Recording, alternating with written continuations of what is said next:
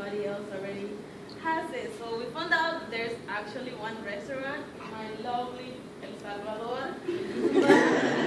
But they're back there, so we were like, okay, it's a newer idea, and we're planning to put a food truck, not a restaurant, so we're different from them, and they're not gonna know. So we just continue. They were establishing 2 years ago, so with that, okay, they're doing great, so we can do great too. So we decided to do our own experiment, and we gathered together and we made the color pupusas. You guys like it, and they were saying, so we decided that we were able to start this business because we know how to make them, so it will be easy for us. So we also have experience in this. We had two past fundraiser. In the first semester we did it, we sold 180 pupusas, but those were just the regular, the original one. And then this semester we did it again. We advertised some more and it was better, so we were able to sell 360 pupusas, 350 pupusas, and so we thought this is great, let's just start our own business with this.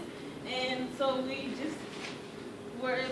start planning to see how we're gonna start this. Now I'm gonna pass it to our COO, who is going to explain you guys how we're gonna make this happen. All right, thank you, Alicia. So first, to start a food truck, we needed a location. And with that in mind, we decided to find a location that had a lot of foot traffic, just so we could have more customers. We decided to establish ourselves in 18th and Central Street in the Castro district, just because there's a lot of foot traffic from the beautiful Mission Dolores Park, as well as both the public transportation stations. And as you guys can see, we also plan on partnering with Roaming Hunger, which is a website that hosts food truck gatherings, and they drive clientele to us. So yeah, we have both short-term and long-term goals in order to create our vision. Short-term goals are such as researching new locations that also have heavy foot traffic, advertising on social media, Instagram, Facebook, all that good stuff. Retaining customers just by providing an awesome experience, and also expanding our menu with a variety of pupusas, such as vegetarian options, meat options. And finally, long-term goals is having 3 food trucks that might look like this, very colorful, that's our theme, and establishing a great reputation on them. So we have 3 phases that will get us to where we want to be in our business. The first phase is financing, and this will allow us to implement our ideas such as buying a food truck and just anything. Ruben will explain on that later. Phase 2 is just growing our customer base by providing a great customer experience every time they buy stuff from us. And finally, phase 3 is marketing and just expanding our business. And I'll pass it on to our Chief Marketing Officer. Oh, I'm sorry. Actually, we did some research on our target market. We found out that our target market is around 18-year-olds to 40-year-olds, just because it has the most spendable income in these areas. So now I'm going to pass it to our Chief Marketing Officer. Thank you, Cesar.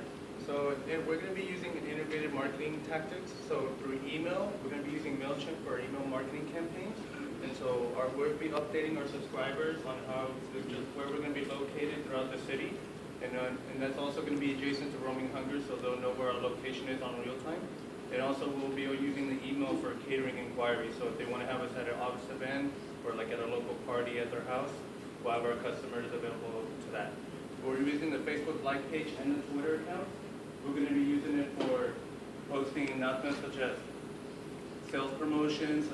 Also, we're going to be including the food truck stop locations, just so we also do the location check-in. And then we're using the hashtags so they can find us. They can look through us on there. And then Instagram account will also be available that's going to be posting all the pictures from these gathering points.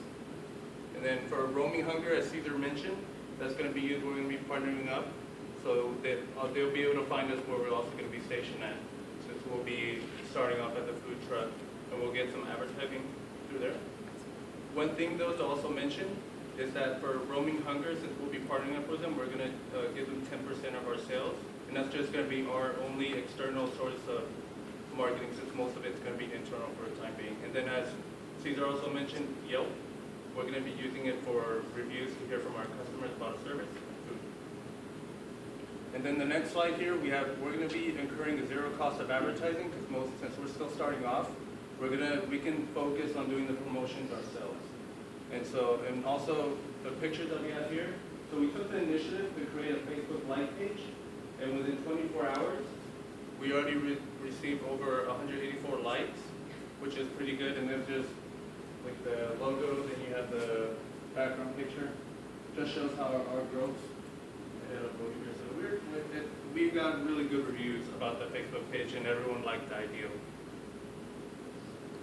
In our SWOT analysis, so our strength is that we have affordable prices as compared to other food truck vendors. We're convenient and fast service, so you won't be waiting too long to get that delicious colored pupusa.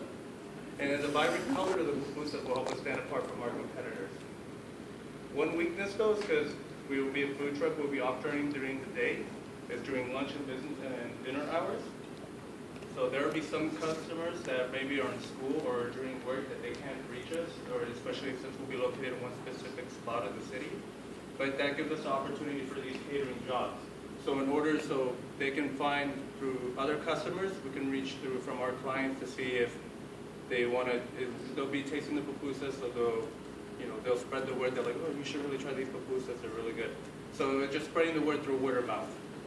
Threads, limited barrier to entry only because all the Latino food vendors that are already well established in the Mission District. And that goes along with other food truck vendors that are just our competitors. Now I'm going to pass it on to Ruben, who's going to talk to you guys about the financial plan. Thank you, Omar. All right, so today we come to you to ask for an initial investment of $100,000. Let me justify this amount.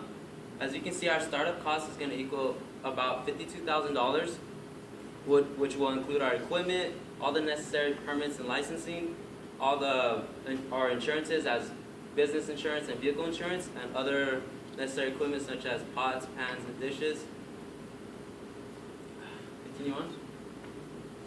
Our projected monthly cost is going to be around $8,000, which is based on the sales of about 185 pupusas to 600 pupusas a day for the first year. This cost will include monthly night parking, repairs fund background, our materials cost, which is relatively cheap. Our pupusas are going to cost us around 55 cents each, and we plan to sell them at about $3 each, which makes our monthly estimated revenue be around $26,000, which is three times higher than our cost. As you can see, our projected revenues, we will start off at a negative balance, of course. We need all the necessary capital to start up our business. Our $20,000 for the first month will gradually increase into November and slowly decrease during the winter months. We've researched articles, and based on, we talked to other food truck companies, and they told us that during the winter months, sales steadily close down because it's pretty cold. Reason why to invest in our company, we believe we have the passion, but it takes